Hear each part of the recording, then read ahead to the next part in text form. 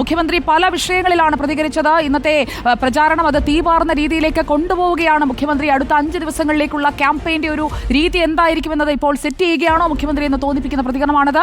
ഒരു വർഗീയ ശക്തിയുടെയും വിഘടനവാദിയുടെയും പിന്തുണ LDF-ന് ആവശ്യമില്ലെന്ന് മുഖ്യമന്ത്രി പിണറായി വിജയൻ. തെളിമയാർന്ന LDF രാഷ്ട്രീയമാണ് അവതരിപ്പിക്കുന്നത്. മുഖ്യമന്ത്രിയുടെ നിലമ്പൂരിലെ വാചകങ്ങളിലേക്ക് പോകാം. മുഖ്യമന്ത്രിയെ വെല്ലുവിളിച്ചുകൊണ്ട് പ്രതിപക്ഷ നേതാവും രംഗത്ത് വന്നിട്ടുണ്ട്. സർക്കാരിന്റെ ഭരണനേട്ടം പറഞ്ഞ് തെരഞ്ഞെടുപ്പിനെ നേരിടാൻ മുഖ്യമന്ത്രി തയ്യാറാണോ എന്നാണ് VD സതീശന്റെ ചോദ്യം.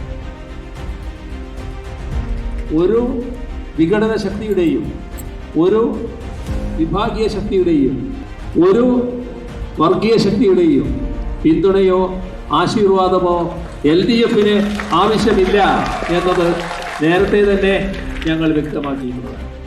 ഞങ്ങൾ 2016 മുതൽ കേരളത്തിൽ LDF നേതൃത്വം വഹിച്ച് നടത്തുന്ന കാര്യങ്ങൾ നാടിൻ്റെ മുന്നിലുള്ള തുറന്ന പുസ്തകമാണ്. തെളിമയാർന്ന LDF രാഷ്ട്രീയമാണ് നാടിൻ്റെ മുന്നിൽ ഞങ്ങൾ അവതരിപ്പിക്കുന്നത്. ഓന്തിന്റെ നിറം മാറുന്നത് പോലെ മുഖ്യമന്ത്രി നിലപാട് മാറ്റുകയാണ്. ലോക്സഭാ തെരഞ്ഞെടുപ്പ് കാലത്ത് ന്യൂനപക്ഷ പ്രീണനത്തിന് ശ്രമിച്ചു എന്നതാണ് മുഖ്യമന്ത്രി മൂത്തേടത്ത് പറഞ്ഞതിന് VD സതീശൻ കൊടുക്കുന്ന മറുപടി. അലി അക്ബർ ഷായിലേക്ക് വീണ്ടും. അലി അക്ബർ ഷാ, 2 നേതാക്കളും കൊണ്ടും കൊടുത്തും പറഞ്ഞുകൊണ്ടിരിക്കുന്ന വാചകങ്ങളാണ് നമ്മുടെ റോഷിപാലും അതോടൊപ്പം തന്നെ നമ്മുടെ മുബഷിർ പി അക്ബറും ഇപ്പോൾ തന്നുകൊണ്ടേയിരിക്കുന്നത്. ഈ പ്രതികരണങ്ങൾ ഇത് ഒരേ സമയം തന്നെ മണ്ഡലത്തിൽ നിന്നുകൊണ്ട് ഇവർ പറയുന്ന വാചകങ്ങൾ ഒരുപാട് വലിയ രീതിയിൽ അവിടുത്തെ വോട്ടർമാരെ സ്വാധീനിക്കില്ലേ?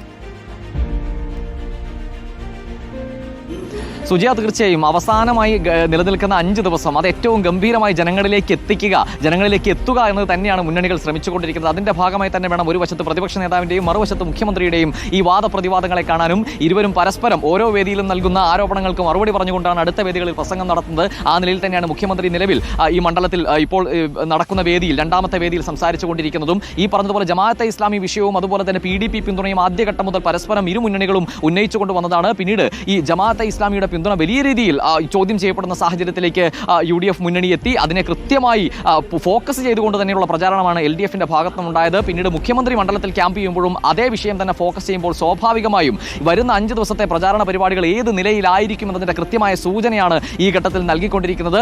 നമ്മൾ പറഞ്ഞതുപോലെ ഈ അടുത്ത ദിവസം പ്രിയങ്ക ഗാന്ധി മണ്ഡലത്തിലേക്ക് എത്തുമ്പോൾ UDF-നെ സംബന്ധിച്ചിടത്തോളം വളരെ നിർണായകമാണ് ആ ദിവസം. UDF സ്ഥാനാർത്ഥിയെ സംബന്ധിച്ചിടത്തോളവും പ്രചാരണത്തിലെ വളരെ നിർണായകമായ ദിവസമാണത്. അന്നും ഏറ്റവും രൂക്ഷമായ രാഷ്ട്രീയ കൂരമ്പുകൾ ചെയ്യുക എന്നത് തന്നെയാണ് മുന്നണിയെ സംബന്ധിച്ചിടത്തോളം ഏറ്റവും പ്രധാനമായ കാര്യം. അതുകൊണ്ട് തന്നെ വരും ദിവസങ്ങളിൽ എന്താകും നിലമ്പൂരിലെ പ്രധാനപ്പെട്ട രാഷ്ട്രീയ ചർച്ച, രാഷ്ട്രീയ ആരോപണം, 17-ാം തീയതി വരെ മാത്രമാണ് പരസ്യ പ്രചാരണത്തിനുള്ള സമയം. അങ്ങനെ നോക്കുകയാണെങ്കിൽ 13-ാം തീയതി ഇതാ കഴിയുകയാണ്. ഇനി അങ്ങോട്ടുള്ളത് ഒരു ശനിയും ഞായറും, അത് കഴിഞ്ഞിട്ട് ഒരു തിങ്കളാഴ്ച, 3, 4-ാം പക്കം പരസ്യ പ്രചാരണത്തിന് കൊട്ടിക്കലാശം വരികയാണ്. അപ്പോൾ ഇനിയുള്ള 4 ദിവസമാണ് ആകെ ഫുൾ സ്വിംഗിൽ കയ്യിൽ കിട്ടുക. അത് പരമാവധി ജനങ്ങളിലേക്ക് എത്തിക്കാൻ, വഞ്ചനയുടെ കഥകൾ പറയാൻ ഒക്കെ മുഖ്യമന്ത്രി അടക്കം രംഗത്തിറങ്ങുന്നു. PV അൻവറിനെതിരെ നേരിട്ട് മുഖ്യമന്ത്രി ഒരു പ്രചാരണം നടത്തുന്നു നിലമ്പൂരിൽ എന്നതാണ് ഇന്ന് നമ്മൾ അവിടെ കണ്ടത്. ഇതിന് അൻവറിന്റെ മറുപടി ഉണ്ടാകുമോ എന്നതറിയാൻ നമുക്ക് കാത്തിരിക്കാം. Thank you Ali Akbar Shah.